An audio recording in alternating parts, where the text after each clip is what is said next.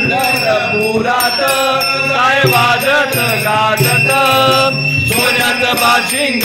नवीन देवात लागत सोन्याचं बाशिंग नवीन देवात लागत